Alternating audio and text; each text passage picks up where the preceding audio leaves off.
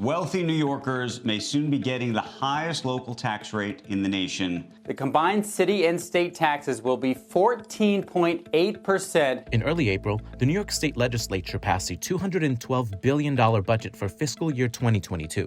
Among spending cuts, it includes tax increases on the wealthy. Others have done the same. New Jersey raised that top rate from 8.97% to 10.75% for those making $1 million or more. Revenues are bleeding, and states have to do something. Honestly, if I had the choice of taxing the wealthy more or preventing someone from dying on the street, I would always choose the other. Raising taxes on the wealthy is contentious. While advocates say it's fair in a way to decrease inequality, others say it'll drive the wealthy out. After all, the 1% are critical to state revenues, paying up to nearly 50% of total state income taxes. There is a pack mentality to wealth. When all your friends are now in Florida and you're the uncool guy or woman who's in New York, that is something that could be a tipping point for why this becomes less of a trickle, as we've seen over the past 3 or 5 years, and more of a flood. If they leave, there's a huge fiscal crisis. How do you pay for all of these services? And that affects everyone. While tax flight is often talked about, it's hard to prove empirically. Someone may move for warmer weather or to get closer to family, and it just so happens that taxes are lower where they're moving. What we do know is that millionaires and billionaires are highly tied to where they live and make money.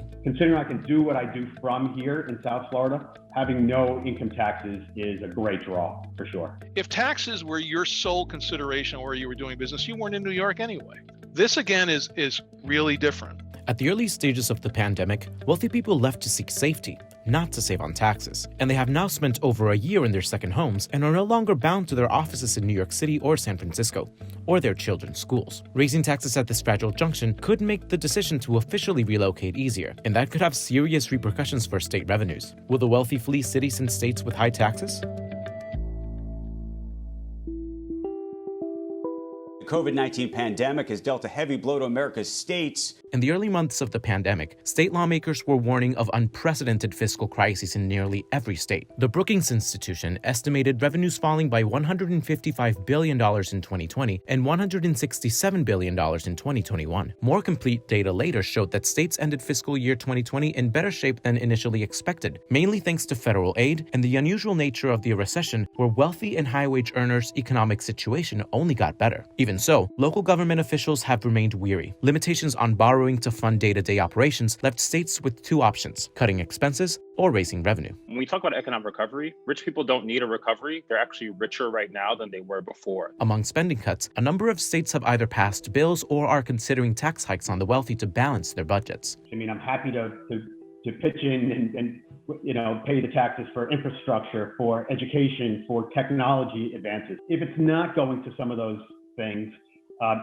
it does make it a little harder to support. New York's tax increase may be the most rigorous, involving several tiers, starting for those earning $1 million to $25 million and above. They expire in 2027. Now, I lived in New York, worked in New York, and now I'm going to live and work in Florida. And obviously, one of the reasons I'm doing that is for the lower taxes. It is very easy for financial firms to move to Florida because they don't have a huge head count. Those are the guys, the hedge fund guys, who make far and away more than the Wall Street guys, the biggest salaries in New York City. And so it doesn't take a lot to have a big impact on tax revenues, especially if you've been away and you say, you know what, that's what they're going to do.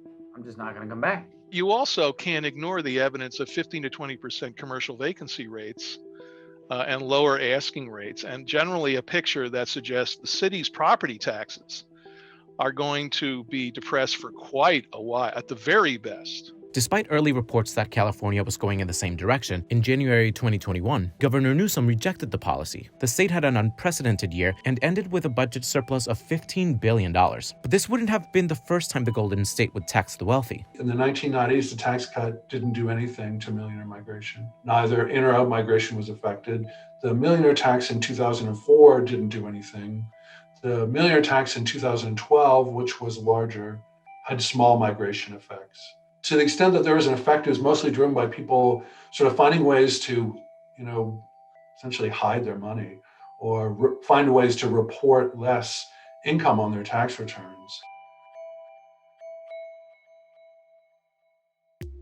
In December 2015, the wealthiest man in New Jersey, David Tepper, moved to Florida. He pays so much in taxes that it's going to screw up possibly the entire state budget. It was covered by most media outlets, and although he never explicitly said why he made the move, many assumed it was for tax reasons. Frank Haynes, he's the legislative budget and finance officer to the Senate Budget and Appropriations Committee of New Jersey, says, quote, "We may be facing an unusual degree of income tax forecast risk if news reports are true that the person ranked by Forbes as the wealthiest man in New Jersey has shifted personal and business domicile to another state." Tepper moved back in September 2020. There's just this sort of one-way interest and anecdotes and stories about millionaire migration because, it fits a story, but, when you hear the counterexample, people don't know what to make of it. Young has devoted much of his career to studying the mobility of high-income earners based on taxes, but he's one of the few. The idea that tax policy affects location decisions of wealthy individuals has long history, but the empirical evidence is limited.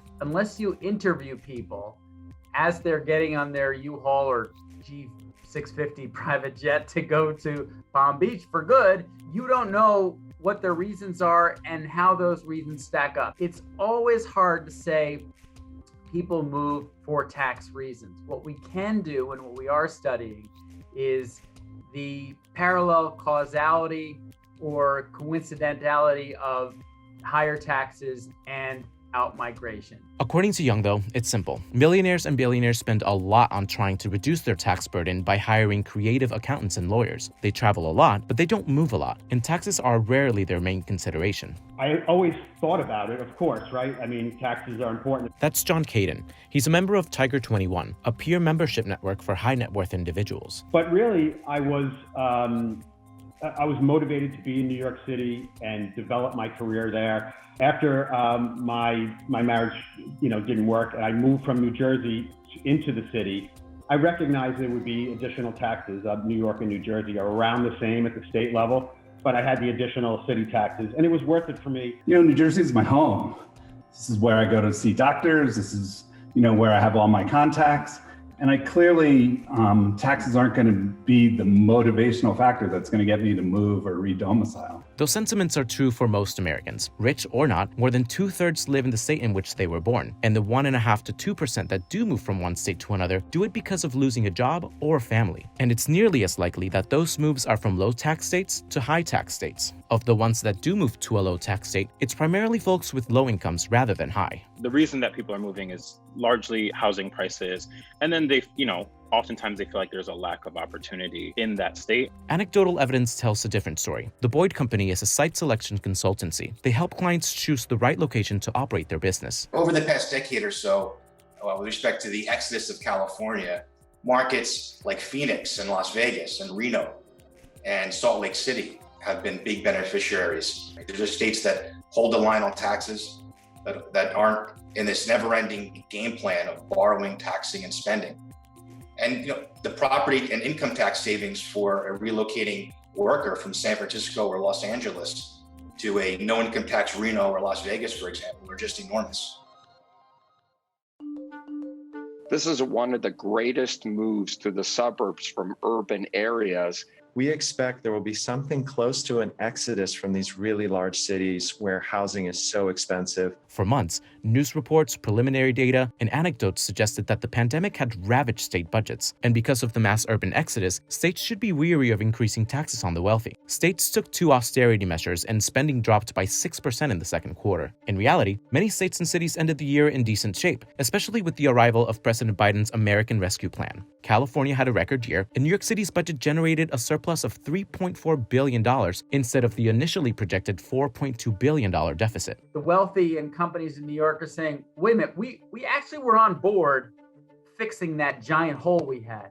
But if we don't have the hole anymore, that's a very small hole, and you're not cutting, and you're just going to tax us because there's a moral argument, well, then we don't want to be here anymore. This, for a relatively small revenue hole, has the potential to become a self-fulfilling prophecy. If you're worried about the revenue losses because people aren't coming back, then probably the worst thing you can do is impose varied taxes that would make them not come back. As for that mass exodus, it didn't happen. Except for March and April, patterns mimic 2019. Data collected by a number of moving companies show that the biggest inbound states were Idaho, North and South Carolina, and Maine, and the biggest outbound states were New York, Illinois, California, and New Jersey. Looking at regional data, California didn't experience a pronounced exit either, just fewer people moving in. Moves in and out of those living in the wealthiest zip codes were similar to other zip codes, except for in the Bay Area. There, net domestic exits increased 178% for the entire area and 649% for San Francisco alone, compared to 2019. But it doesn't appear people were escaping the high taxes. Nearly 80% stayed in the state.